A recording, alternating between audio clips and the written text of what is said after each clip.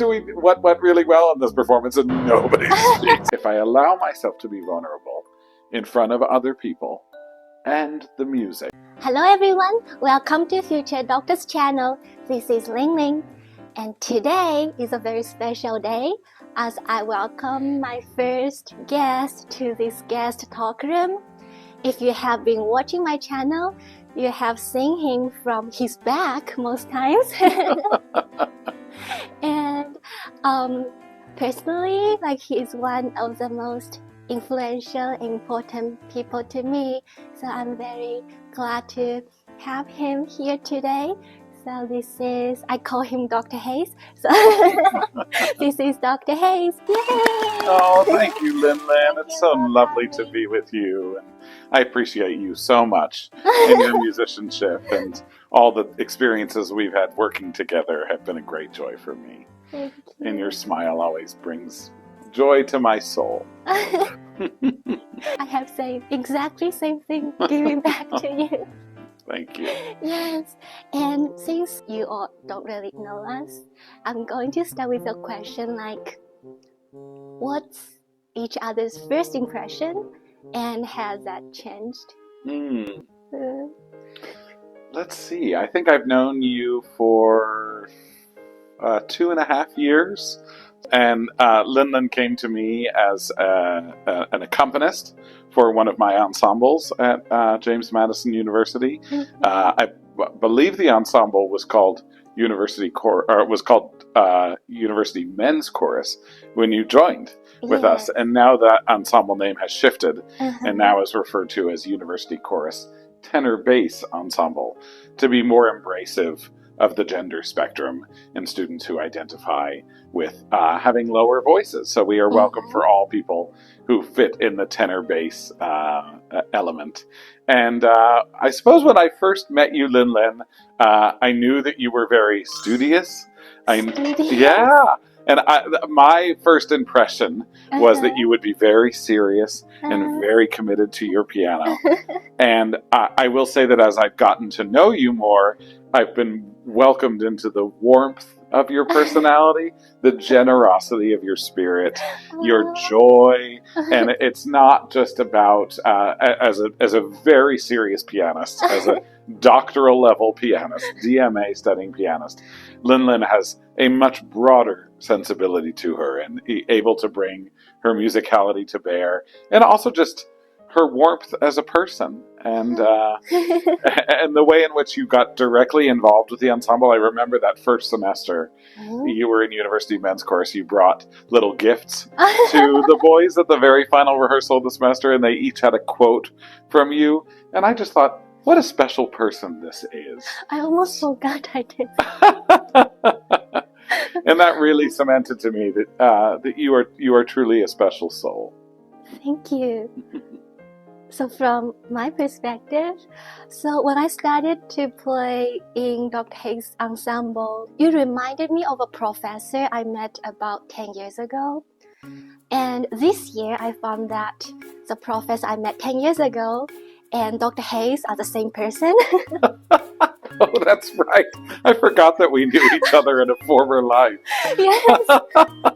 So my first impression, that's from about 10 years ago, it's very tall and a wonderful conductor, very brilliant pianist, and I always thought of your husband, and my friend and I were talking he's very sweet.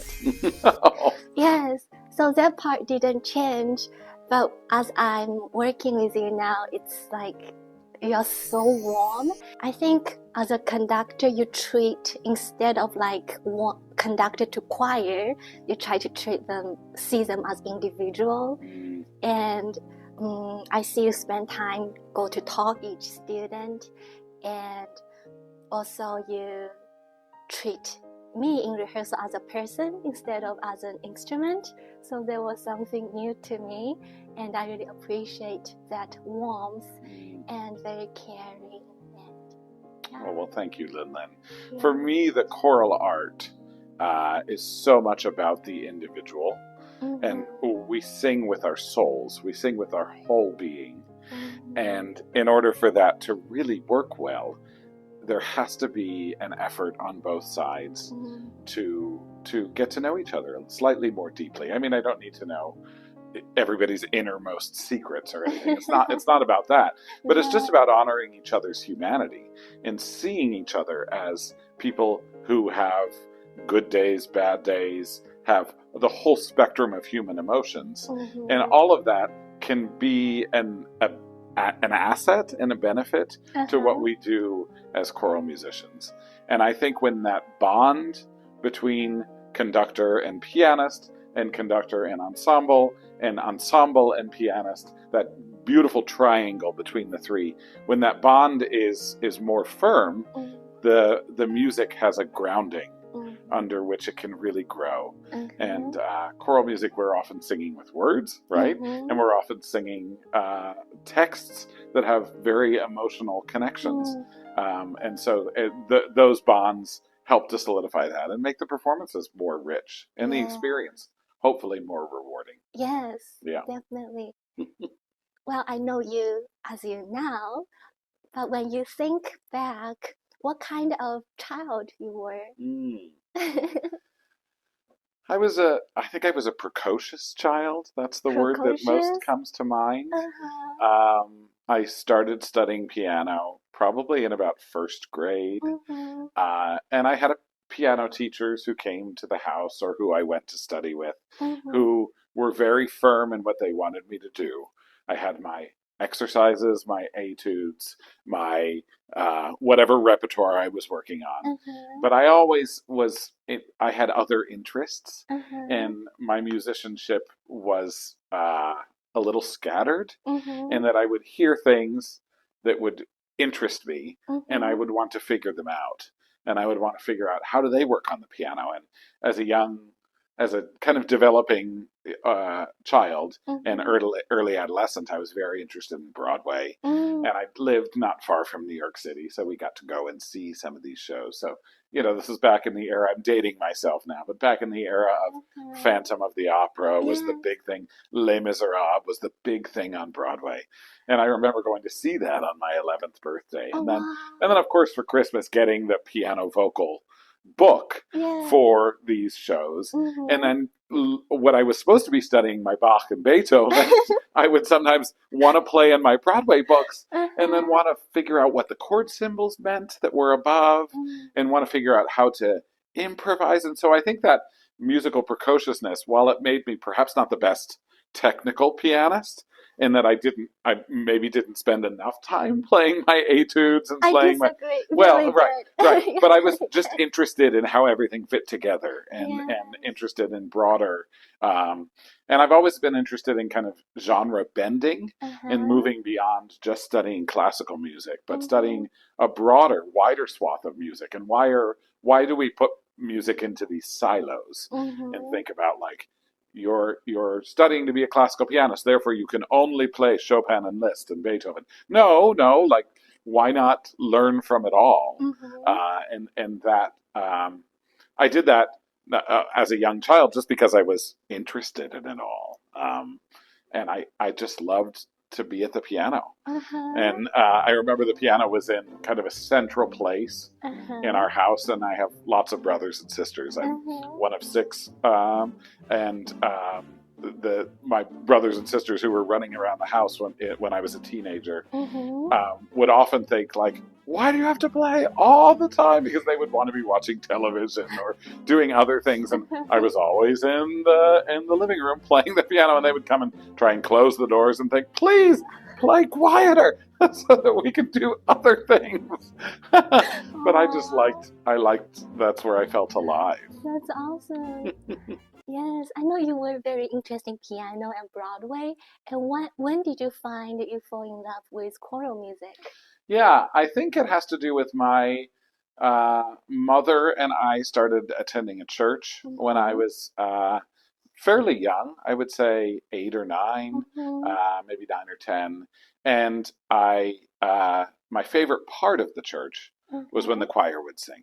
And I remember that the choir would sing their anthem after the children would be excused to go to Sunday school, right? The children would be in worship for the first 15 minutes or whatever, would have their lesson in worship, and then would be excused to go to Sunday school. And then the choir would sing their anthem later in the service. And I would always get in a little bit of a battle with my mom where I did not want to go to Sunday school. And it wasn't that I had anything against Sunday school. That wasn't it at all. I wanted to stay in worship and hear the choir sing. And I remember that was maybe my first experience with choral music. And then there was a children's choir at the church that I joined. And my mom was actually the pianist for the children's choir. And I'd never been in anything like that before as an elementary school student. But then grew to really enjoy it. And then, of course, was in more choirs in middle school and high school. And choir grew to be something that I very much enjoyed. So it was sort of through choir that I began to take voice lessons and study my voice in high school. And then when I got to university, I studied both piano and voice. Yes, that's so cool. Wow. And as you play piano and sing and do choir, what are some of your memorable performances? Oh, my goodness. I'm sure there are many. So many. Yeah.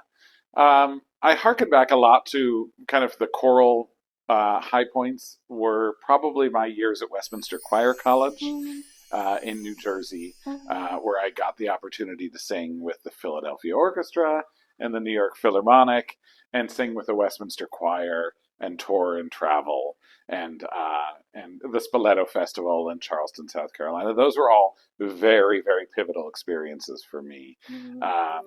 I remember one particular experience singing the St. John Passion by Johann Sebastian Bach in New York City with the New York Philharmonic, with Kurt Mazur conducting. And it was the men of the Westminster Choir and the boys of the American Boy Choir. And we were the choir that sang with the New York Philharmonic. And what a rich experience that was in a very secular hall, but doing this deeply religious music that was kind of a spiritual awakening for me, but also truly a musical high point. And then I would also think about singing the Missa Solemnis with the Philadelphia Orchestra, a work by Beethoven. That was hugely influential. And then years later, I was able to do the Mahler's Eighth Symphony, again with the Philadelphia Orchestra.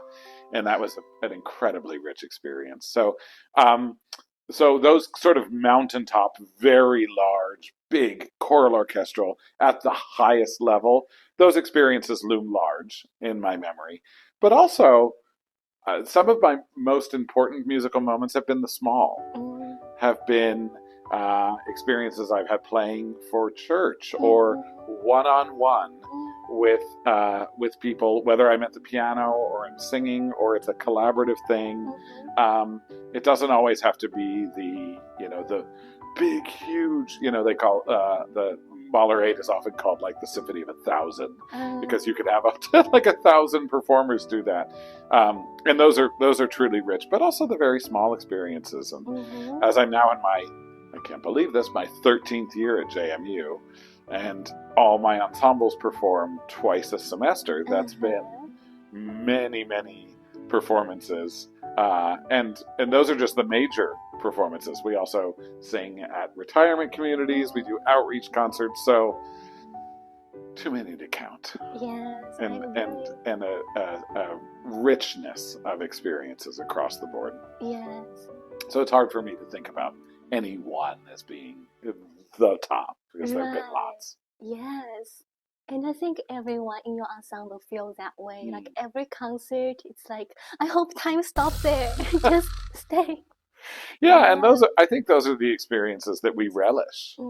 Is when the moment is so wonderful, when a lot of people combining their hearts and souls together on stage, their voices and their musicianship. And then, of course, there's also that kind of triangle that the audience is a part of, that there's a group of people who are also entering into this contract, kind of, that we're all a part of this world together at the same moment, and how rich that is, and what a gift that is to our audiences. Yes. And as you perform a lot, did you develop any like routine on a performance day or right before going to stage? That's very interesting. They're often very hectic with lots of details and lots of logistics and lining up of choirs and getting ready. Right.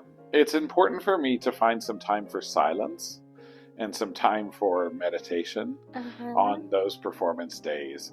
It's something that's important for me in general, and that's been a part of my journey that I've come to, I would say in the last decade or so, when I started practicing yoga and practicing meditation.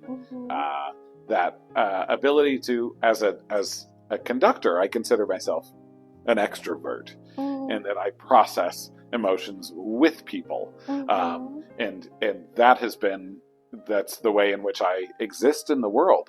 But also in the past decade, I've learned that really I need to find that time where I can be absolutely alone and absolutely quiet, and really try and kind of quiet the monkey mind and find some stillness.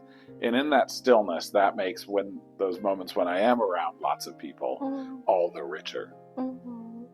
Do you do that right before going on stage? Trying to... I often can't. As you know about my performances at JMU, often one choir immediately follows the other. So I'll be on stage with one choir and then come off stage and go immediately back on, but as close to the performance as possible.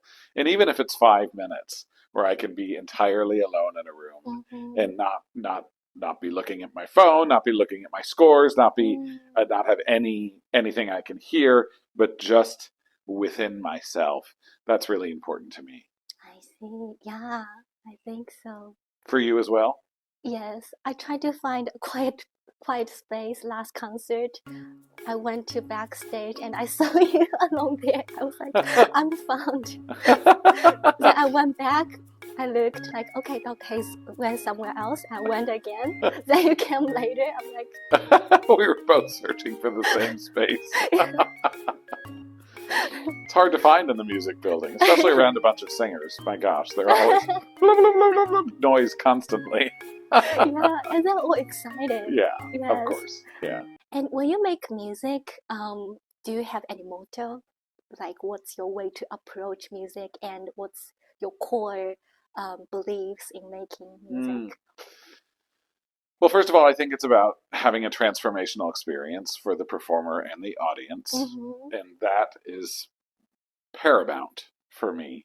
But I also think it's about the composer's vision, and that is philosophically core for me. I don't like to talk about the ensemble as doing things for the conductor or doing things. And I've heard some other conductors who sometimes refer to, can my tenors do this? And for my altos, can you please do this? And for me, I'd like to have a forte here. And can you put a diminuendo here for me? But I don't think it is for me. And if it is for me, that falls flat and has less meaning. And I think for the singers, and at least for me when I'm doing choral singing, if I'm only doing it for the conductor, that's not enough. That's not enough reason. So realizing the composer's vision, I think, is tantamount. And lifting that up in the process, that the composer has said this, therefore we need to do that as best we can, or the composer is no longer alive, and we have to try and surmise what they might have meant, and think about the best way to bring what we do have left in their hand to light, while trying to be as mindful of what their intentions potentially were. Yeah. That's a hard balance to strike. I feel that a lot in your rehearsal. Yes. And I think that's really cool and really sincere in a way. Yes.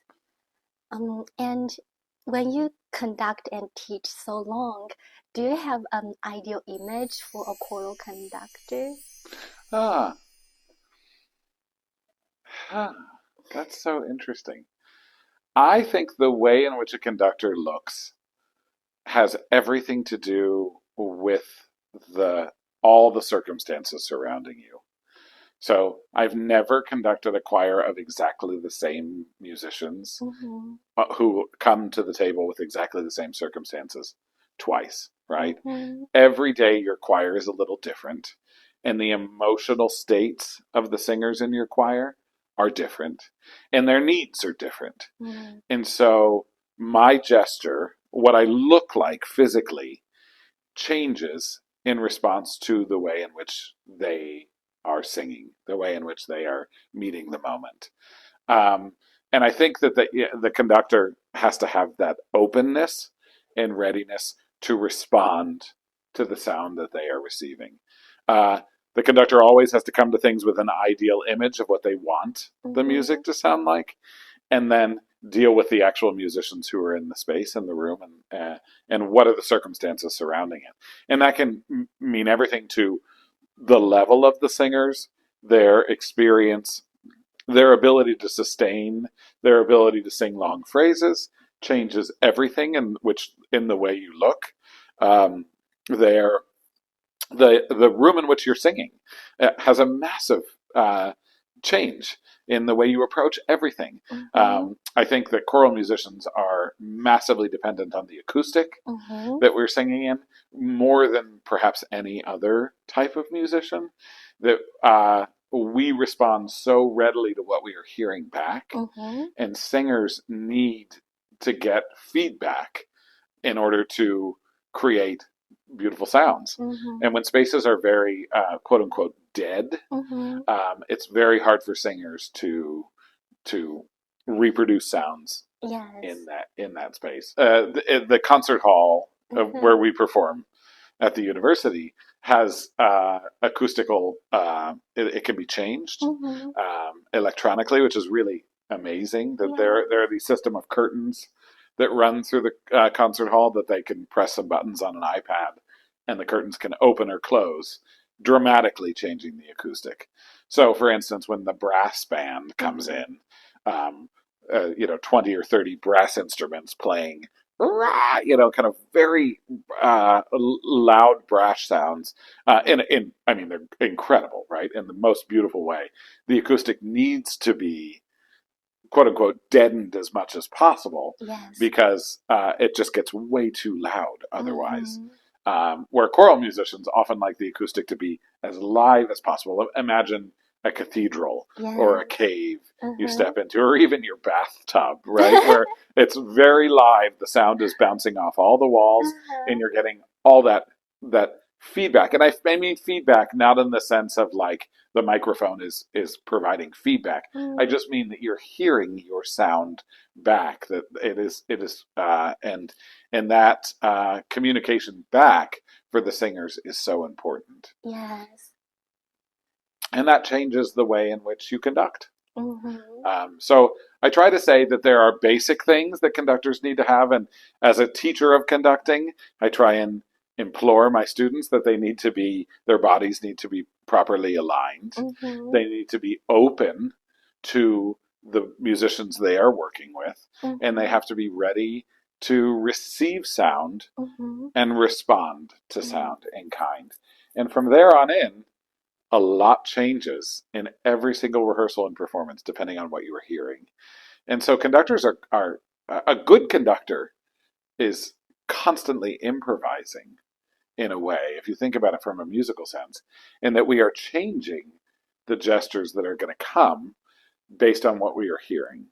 And that's almost like a really good jazz musician who is improvising in the moment. And in your rehearsal, I noticed your conducting changed. I mean, the basic doesn't stay the same, but your conducting changed according to the choir. And I'm always like, yes, and the sound really is different. Yeah, and it's where they are in the learning process. Certain times we're working on one element of a piece where it's just all about articulation, all about rhythm, all about diction, all about intonation, whatever it happens to be that day. That's the focus. The gesture also shifts a little bit to assist that focus in the moment. This is where I come from philosophically. I think there are other conductors who like to look the way they will look in the performance from when the ensemble is sight reading. And I respect that. Yes. I just think about things in a slightly different way. Yes. That's so cool. And you are teaching so long, and as a teacher, what kind of teacher you are aiming to be? Oh gosh. I'm throwing all the hard questions. Yeah, intense questions. I long to provide transformational experiences to the musicians I work with and the audience. And I hope that my singers can encounter their humanity through music and can think about who they are as people and how they exist in the world. But I just like for people to think about their humanity and obviously to become better musicians, to learn a little bit, and I also am, it's important for me to encourage lifelong music making at whatever level, and that I'm constantly helping people to think about how can you be a part of music as you move forward from this place, and as you are no longer in my classroom, how will music be a part of your life? And it's not about, this is the best experience you'll ever have here and now with me. It's about, no, what's happening tomorrow? What's next for you? And how can music help you to be a human and exist in this world? And how will music be a part of your life as you go forward? Yes. And you talk about that in rehearsals too. And many people cried in his rehearsal because when we dive that deep into thinking about humanity, I feel that. I think the word there is vulnerability. Yes. And I try to access vulnerability on the podium when I can and when it's appropriate. And I ask the musicians I work with to also enter into that place of vulnerability where they're willing to maybe open up a little bit. We all get so locked down and protective of ourselves because we need to in this world in a lot of ways. There's so many ups and downs and so much going on in the world, and we're constantly our life of social media. There's so much stimuli coming at us 24/7 that we sometimes keep a lockdown on ourselves. But if we could put all that aside for a moment and be with each other, encountering music, encountering this thing that we are all trying to breathe life into, and then we can open up ourselves and say, okay, what happens if I am a little raw? And if I allow myself to be vulnerable in front of other people and the music, that's where magic happens. I'm going to watch that 1 minute 10 times. All the dots. Connecting. Yes. What kind of choir you think that's a very great choir or like ideal choir? What would be your thoughts? Oh, wow. Choir means so many different things to so many different people. And there are obviously levels of choirs. And I tell my graduate students all the time that most of the choirs that are out there, in fact, I would say 98% of choirs that exist are developmental in some way, meaning that the musicianship is expanding and that the people are not at the very, very top of their game. The true professional choirs that are every single member is the most ideal person that could possibly sing that vocal part. And the conductor and the musicianship and everything is at the those choirs are so rare. There are probably 10 or 15 of them in this country. And there are many all over the world. But they're very, very rare. And making music at that high level should always be aspirational, should be something that we listen to those choirs. When I listen to Tenebrae, when I listen to Conspirare, when I listen to Skylark. These are ensembles that are at the very pinnacle of what they do and are incredible. And we are very lucky at JMU to have these ensembles come through and perform in our space and do master classes with our singers and allow our singers to be in the presence of that, wow, that truly pinnacle experience. And that's great. That's wonderful. But the great majority of us are making music somewhere else in the developmental spectrum. And that doesn't mean that it's lesser in any way. And I think that's something we constantly have to remind ourselves, especially for conductors, that of course we are aspiring to be the best we possibly can and aspiring to greatness, whatever that means. But developmental choirs, you can have truly transformational experiences with choirs of very beginning singers. And you can have very high level performances with top musicians that are completely boring and have no connection to the human spirit. And so I try and think about this group of musicians that are in the room now, who may come from all different levels. And I love at JMU, in the ensemble you and I work with now, that there are people in that ensemble who've sung the great majority of their lives, who are at a very high level for where they are developmentally as 18, 19, 20-year-olds. There are other people in that ensemble who have literally never been in a choir before, who have never sung before. And that sort of one-room schoolhouse is really fun. And to me, it's a pedagogical challenge to keep everybody interested and everybody engaged in the music-making process, to not bore the high-level student who comes with lots of experience, and to not overwhelm the beginning student who comes with not much, but to say, we are all welcome here, and we are all engaging in this music process, and through sitting next to each other and singing together, we all become better humans and better musicians. So I think the ideal choir is one in which the souls are connected.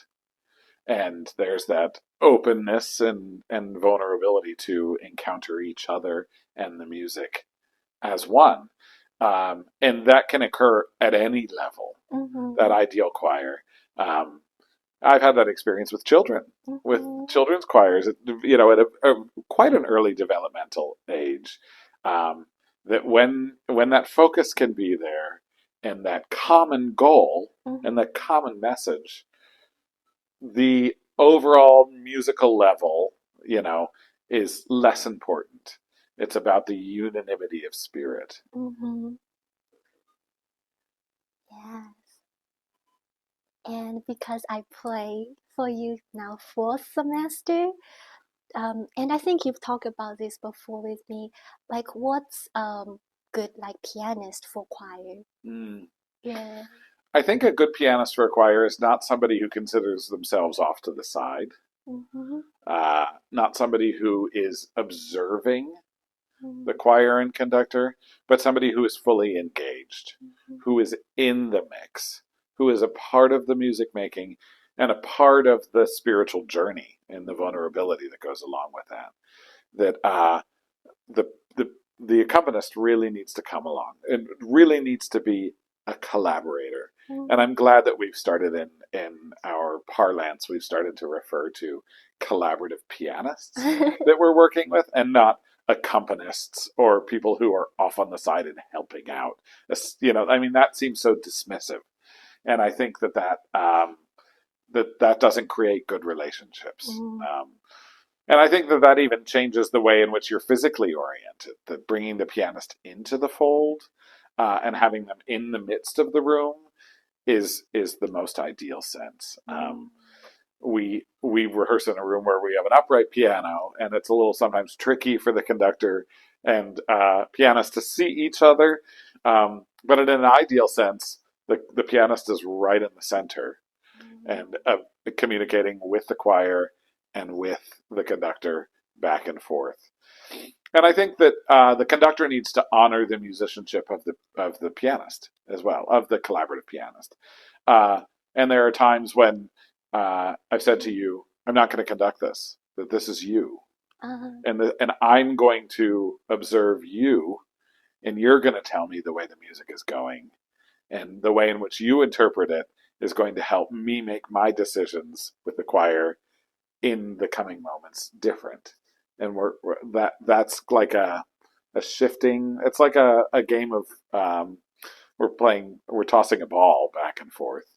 And I think the conductor needs to be open to that and not just be the one who is in charge, my way or the highway. That those paradigms don't really work anymore. I see. I don't think they ever worked. I think we just pretended they did for a long time. Yeah. What I think surprised me was you call pianists by names, and I feel you truly invited me into the choir. And I didn't expect a conductor to ask me, what do you think about this music, or how does the choir sound? Sometimes you ask me, and I'm like, are you sure you want to? Yeah, but that's something very make it easy for me to be part of the choir. Yes. I think reflection is a super important part of rehearsal. And reflecting. Conductors like to talk in rehearsals and like to tell you what they think a lot. And I certainly do plenty of that. But I also think it's really important for conductors to find opportunities to not speak and to find out what are the thoughts of the other people in the room. So one strategy I often do as we're getting close to performance is to run a piece of music and to take time where I don't say a thing, but I invite the musicians in the room, including the accompanist, the collaborative pianist, and including all the singers, to what did we do really well? What are you really proud of in your section? What are some things that and what are the things we can continue to work on? And what are the highlights for you in this piece? And if we're looking at the text, what is a word or phrase that's really jumped out and leapt out at you, that's meaningful to you? And rather than me imposing my ideas and thoughts always on the ensemble, that can create a very one-sided performance. But if I'm asking the musicians that I'm collaborating with to open up and be vulnerable and to enter into that space, then I need to have a willingness to hear their ideas, their thoughts of this is what this means to me, and this is why this is important to me. And it's not just me who's hearing that, of course, but it's every other person in the room. So when so-and-so second tenor says something, maybe that sparks something in the collaborative pianist. Or the first tenor might say something that sparks something in the second bass. That suddenly there's just this sharing across the room of musical ideas that makes everybody's experience richer. In an ideal sense. Sometimes I'll ask those questions. What went really well in this performance? And nobody speaks in the room, and I think, oh gosh, back to the drawing board. If that happens, I'll try to speak next time. I don't think that has really happened. No, it doesn't. It doesn't frequently happen. Because for a pianist, most time my job, or I prioritizes what a conductor wants, or the sound, or the timing. So it's often the conductor's will. And what you are doing is really engaging everyone to make music together. And that shows in performances. So please watch the links attached in the description. It's truly great. Well, yes. I think it's also important for conductors to be encouraging the musicianship of the musicians they work with. And especially when working with developmental musicians at whatever level they are, to say, your ideas, your thoughts matter. And what do you think this phrase should look like? And it may not be the way we ultimately perform it, but for performers to have an idea to think about, how might I approach this? And to enter into that space of wonder of, oh, if I was the one who was making all the musical decisions, how might I think about doing this? That space of wonder, and this takes me back to that, we talked about the precociousness of a young musician, that for me, who wanted to enter into spaces doing all sorts of different things. I think that I like to encourage that precocious nature in all the musicians I work with, that your ideas, your thoughts have validity and matter, and they will develop and change as you grow as a musician. But it's important to think about what your thoughts might be and how you might go about doing things. And yeah, to be invited into that space. Yes. Awesome.